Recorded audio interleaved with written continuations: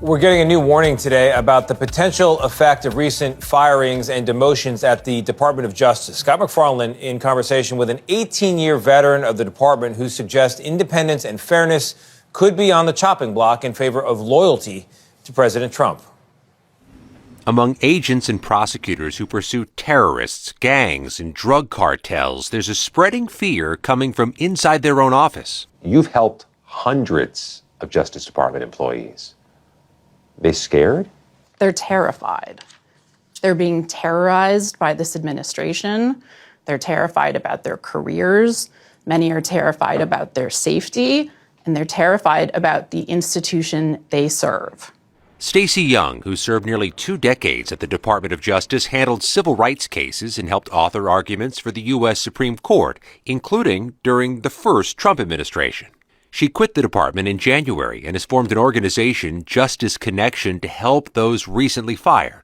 Hundreds have sought help so far. There are people who have come to us who are being threatened now, and many, many more believe that they could be. Including by the January 6 rioters or just by supporters of the administration?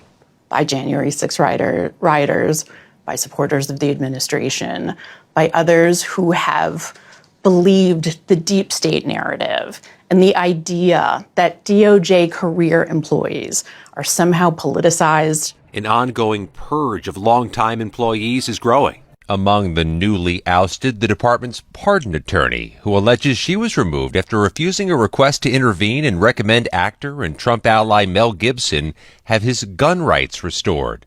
Gibson lost them in 2011 after a domestic violence misdemeanor conviction.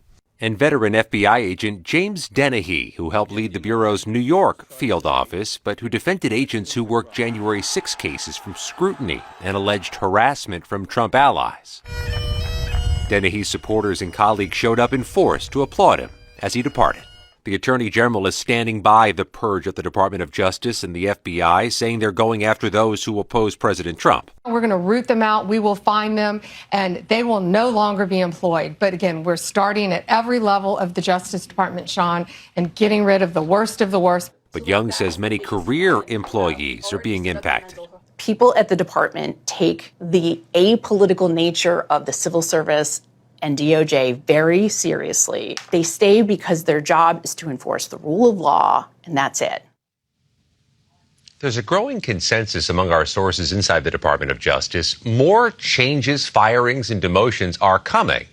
The Department of Justice has defended this purge of employees, saying some can't be trusted to execute the new administration's vision and priorities. But we talked to the FBI agents and prosecutors, small and big cities nationwide, and they warn it's difficult to focus on their jobs chasing gangs or terror suspects when they worry the policies and norms they've followed will nevertheless lead them to lose their jobs at any moment.